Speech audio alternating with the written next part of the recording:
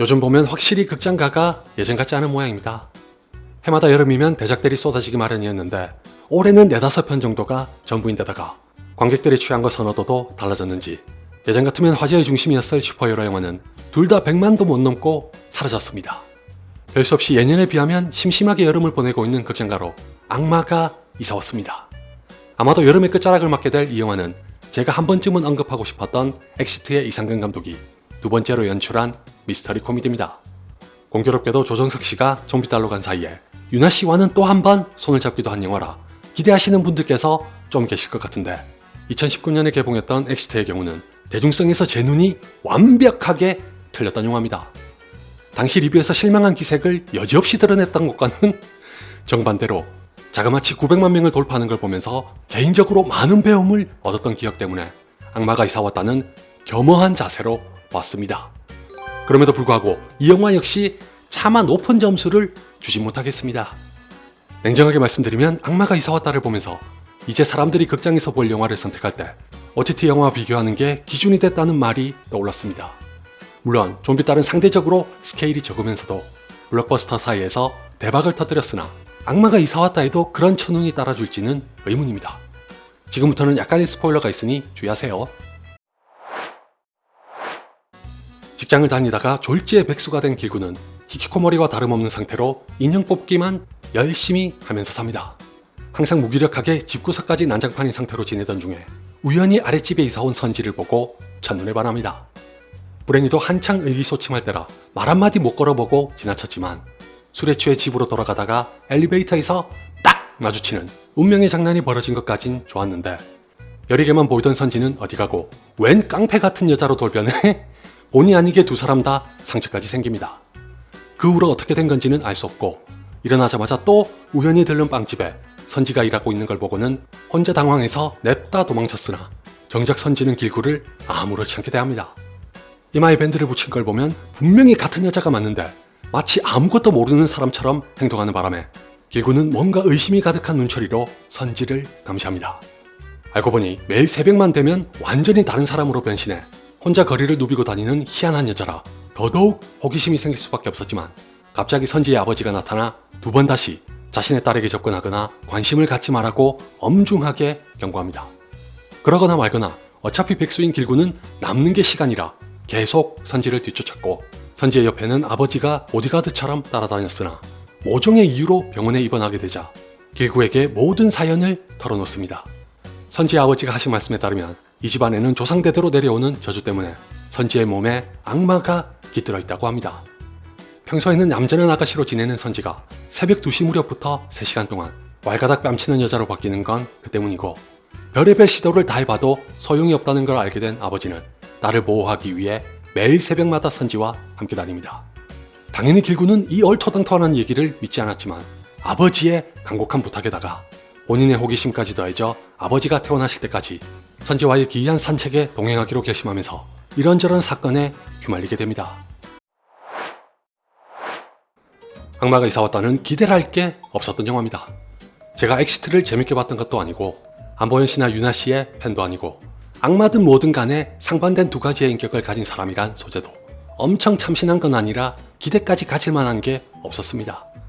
보통 이럴 때는 웬만큼 재밌는 영화만 봐도 긍정적으로 받아들이게 되지만 악마가 이사왔다는 점수를 후하게 줘도 그냥 무난하답니다.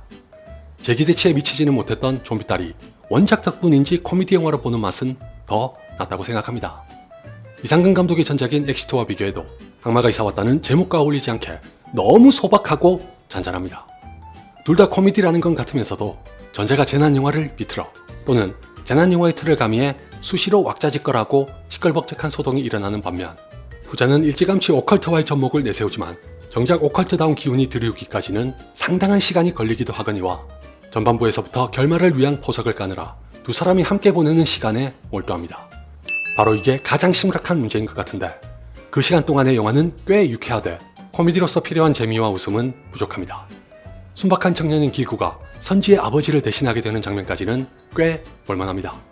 비록 나중에 독이 되긴 해도 빠르게 본론으로 들어가는 것도 마음에 듭니다. 물불 안 가리는 선지 때문에 온갖 사건 사고가 끊이지 않는 가운데 시종일관 밝은 톤을 유지해서 지루하다는 인상도 주진 않았으나 저를 포함한 관객들의 웃음소리가 크게 터진 장면은 거의 없었습니다. 따라서 좋게 말해 입가에 미소를 띠고 볼 수 있지만 자칫하면 밋밋하게 보여 지금의 관객들에게 어필하기는 어려울지도 모릅니다. 어쩌면 그래서 힐링이나 무해하다는 단어가 보이는 것도 같은데 제목을 보나 포스터를 보나 예고편을 보나 이 영화의 힐링을 기대하시는 분들이 많진 않을 것 같습니다. 오죽했으면 전 무슨 악마가 저렇게 건전하고 시시하냐는 불만을 가졌을 정도입니다. 눈치가 빠르신 분이시라면 영화를 보시는 동안 눈치를 못 채시더라도 중반부에는 왜 그럴 수밖에 없었던 건지 알 수 있게 되지만 적어도 코미디 영화에서는 그게 웃음의 부재를 기꺼이 용인할 만큼의 합리화를 제공하지 못합니다. 누가 봐도 PPL 같은 한 음식의 끊임없는 등장도 딴에는 복선에 깔려고 한 것 같으나 메뉴 선정에서 오판을 한 바람에 괜한 오해만 부를 공산이 크고 나머지 에피소드는 선지의 건전하고 시시한 캐릭터를 충실하게 구현했다는 것에서는 성공적일지언정 코미디 영화에 기대하는 웃음을 제공하는 것보다 그걸 더 중시했다는 인상을 지우지 못한다는 건 변함없습니다. 그렇다고 또 악마가 이사왔다의 결말이 대단히 기상천외하거나 상식을 깨는 것도 아닙니다. 뻔하다면 뻔한 결말로 문을 닫는 영화가 무엇보다 우선시했어야 할 자신의 정체성마저 망각한 듯이 무난하게 흘러가기만 하면 긍정적인 반응을 폭넓게 이끌어내긴 힘듭니다. 더군다나 재난영화에 대한 의존도가 컸던 엑시트와 달리 악마가 이사왔다는 여러 장르를 복합적으로 버무리려고 합니다. 이 탓에 서로 다른 장르의 배합을 적당하게 맞추느라 영화의 톤이 일정하게 흘러가는 패착을 둬서 로맨스도 미스터리도 코미디도 오컬트도 드라마도 죄다 중간값을 가지고 맙니다. 쉽게 말해 어느 것 하나에도 방점이 찍히지 않아 눈길을 사로잡는 대목이 없다는 뜻입니다. 특히 신현수 씨가 연기한 캐릭터는 이 영화에서 제자리를 찾지 못하고 헤매다가 사라집니다.